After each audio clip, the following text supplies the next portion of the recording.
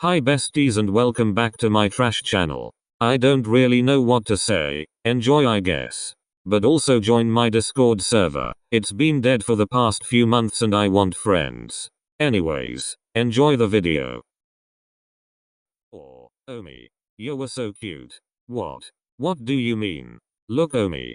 Look at you and your adorable little pout. So cute I could die. Atsumu said, flicking the small piece of paper he had in his hand around to show Sakusa, the spiker's face instantly heating up for what was probably the 100th time that night.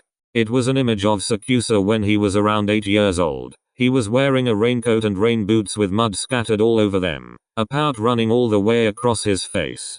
Atsumu just wanted to squish his little cheeks. Where did you get that? Put it back, now. But Omi, you look so frinkin' cute. Too darn cute. Achu.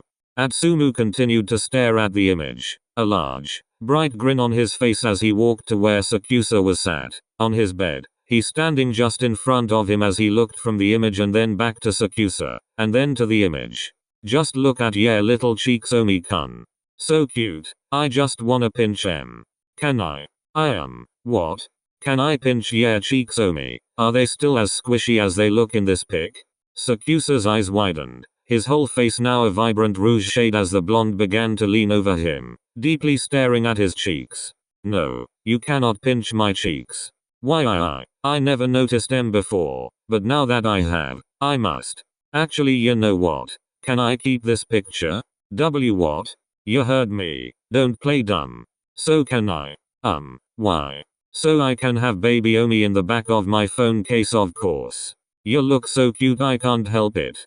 Sakusa flopped back onto his bed, pulling his knees up to his chest and burying his face into them in an attempt to hide the very clear blush on his face, his eyes wide as he shook his body backwards and forwards. Why you can have it. Yay. He said, turning around and instantly clasping a hand to his mouth, his whole face heating up as red as a tomato. The whole time he had been trying to keep his cool, regretting every word that would come out of his mouth. But it was all worth it in the end to see Sakusa as flustered as he was, even if he felt exactly the same, flustered. But Sakusa didn't have to know that. But still, he did as he said he would, dipping his hand into his pocket. His fingertips traced the edge of his phone as well as a small and smooth texture. His gift. He'd almost completely forgotten about it. He decided he would give it to him after, a small smile on his face as he pulled his phone out from his pocket and took the case off. He admired the image for a moment before slotting it into the case and snapping it back onto his phone. Sakusa really did look adorable in that picture. He'd love to see Sakusa's all too cute pout on his current features too. He bet he would look just as adorable, if not more. But he had flustered Sakusa to look at, and that was already more than enough, as well as a very uncommon sight. He'd take a picture if he could, but he didn't want to seem like a widow. Instead he calmed himself down before turning back around. It seemed Sakusa had also calmed down from his high. He was now sitting back up. Atsumu grabbed the familiar smooth material from his pocket and waved it in front of Sakusa's face, the spiker raising an eyebrow while Atsumu gestured for him to take it, which he complied to. It's for you, for Christmas. Atsumu you know you didn't have to get me anything. I know, but I wanted to Omi-kun. I couldn't help it. But I haven't gotten you anything, well at least not yet I haven't. Omi it's fine. You told me not to buy you something anyways. It makes me feel good giving gifts, so I'll take that as my gift from you. Achu. No need to feel guilty Omi. Geez, it's only a little something. It's not like I bought you a car.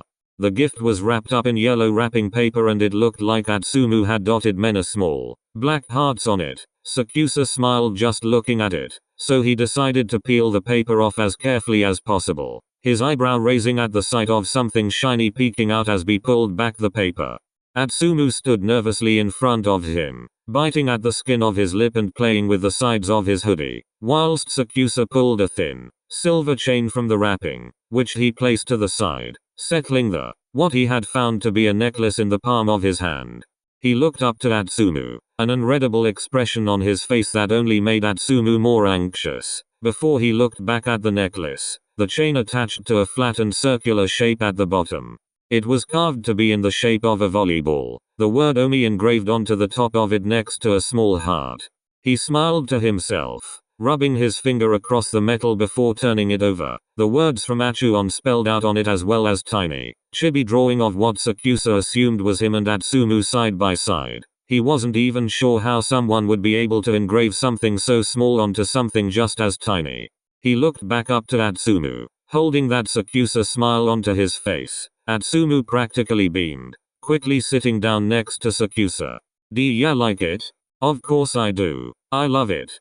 Atsumu smiled as he reached around his own neck, pulling out a chain once his fingers were able to figure out where it was, a similar pendant attached to his necklace that he showed to Sakusa. I saw you staring at it a few times when we were at training camp. I just assumed you like it, and now we have matching ones. Sakusa simply smiled, his eyes never leaving the pendant for a single moment. Sakusa wasn't usually very expressive and wasn't exactly good at it, so Atsumu wasn't exactly expecting much of a reply, but he could tell Sakusa liked it, and that made him happy. Thank you. No problem. I'm just glad you like it. Of course I do. It's really pretty. I don't even know how someone could get so much detail on such a small space. Me neither, but the guy I went to for it is really skilled. He made mine as well. What you mean you didn't make it yourself? What? Atsumu was a little confused as to whether Sakusa was being serious at first, but the spiker soon laughed, offering the necklace out to Atsumu with one hand. I'm only kidding. Thank you Atsumu. Can you put it around my neck for me? Really? You wanna put it on already? Of course I do. Why wouldn't I? I don't think I'd ever wanna take it off. Never mind, wait to put it on. Atsumu smiled to himself but said nothing, trying his best to disguise his blush with his shoulder as he reached to grab the necklace from Sakusa's hand. The spiker turned his head around a bit so that Atsumu would have a little more visibility of his neck as he moved his hands to put the chain at the front of Sakusa's neck, his hands then clipping it around his neck from the back. Thanks. Atsumu nodded, turning his flustered head away from Sakusa slightly, and Sakusa did the same, but neither of them moved much after that. They weren't exactly sure of what to say either, so they just sat there nervously for a couple minutes. They both made multiple attempts of starting up a conversation, but each time their blush would get the best of them, and neither wanted them to seem themselves in such a state, with a face as red as a tomato. But soon, Kyumi gained the confidence, taking in a deep breath before opening his mouth, his hand clutching at his leg as he prepared himself for the amount of embarrassing compliments were going to come out from his mouth. But Atsumu always managed to make him feel good, so he felt it was only right to do the same back, his head low as he pulled at his bangs, another yet extremely ineffective way of hiding his blush, but it made him feel slightly more comfortable with the situation. Hey, Achu. Yes. Yes. Hi. Hello. You're, special, you know that. I am. Omi? His face reddened even more. He was now making eye contact with the one visible eye he could see, the other hidden behind Sakusa's ducked head and hair. I've never met anyone like you before ever. I guess that doesn't seem like a big deal since I don't really know many people. But I have close family, and somehow, you're the only one who seems to be able to make me feel as happy as you do. In general too. I wouldn't say that there's many people who would come and visit a friend who lives hours away, despite what their parents say, as well as sit by the doorstep waiting for hours to just see them in the freezing cold. You're still an idiot for that. But Achu, you make me feel so special, and I just want you to know that you're special too. Because you are, and anyone who doesn't see it is blind as fuck. You put so much effort in trying to get to know me even though I tried to push you away. And I just thank you so much for everything.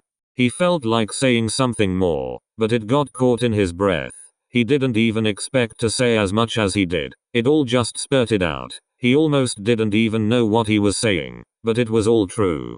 Meanwhile, Atsumu was freaking out. His mouth gaped open as he tried to find the words to say, but it'd all get jumbled up in his throat. But his smile was undeniably bright. Oh Omi.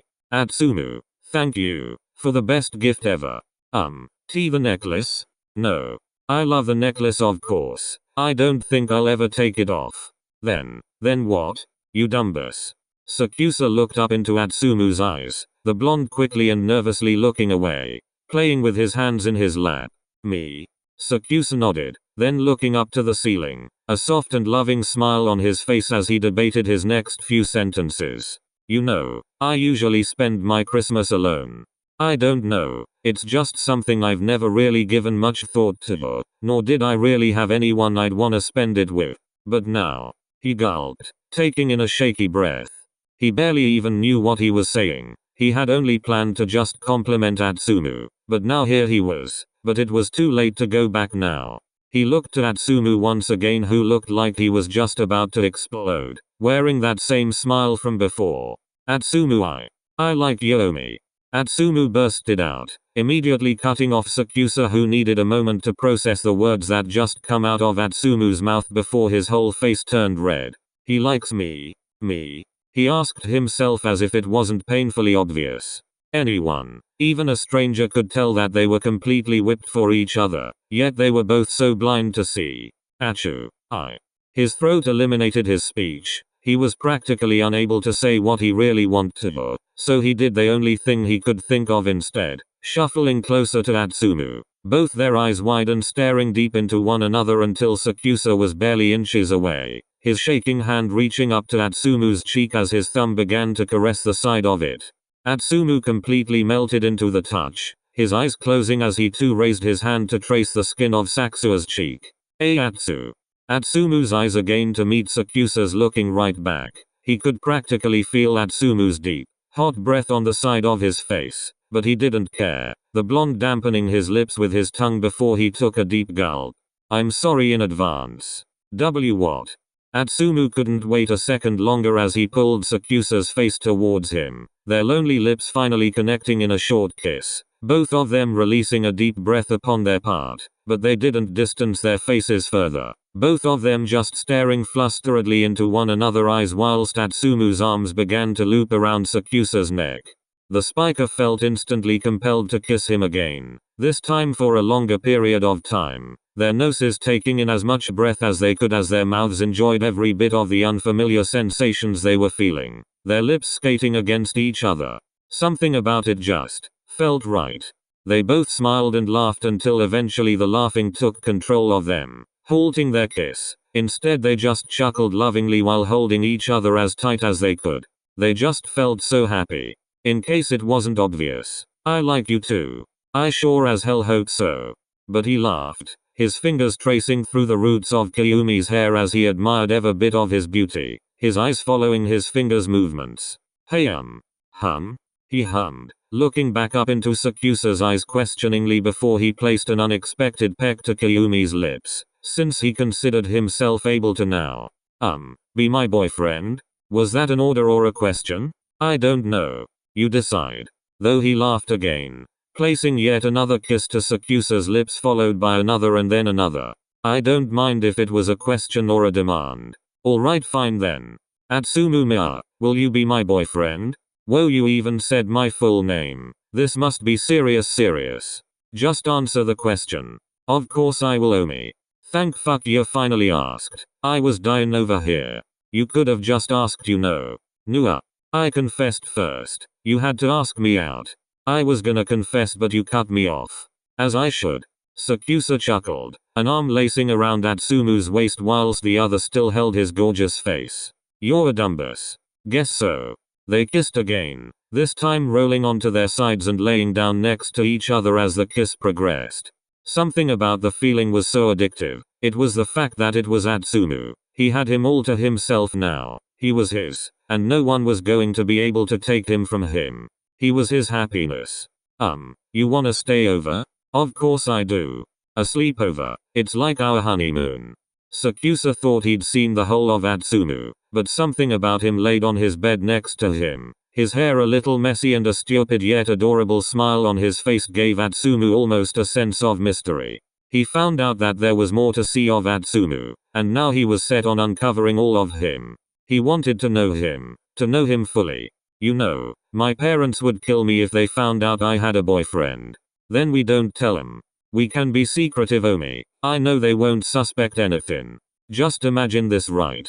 They turn around for 1 second and we're marking out on the kitchen counter, and then they turn back and we're doing the dishes. That's how good we'll be. Sakusa laughed, rubbing his nose against Atsumu's for a moment. How's your family with, well, dating guys in particular? They'll be fine with it. I mean, they already know Samu is dating sooner, so I don't see why there'd be an issue.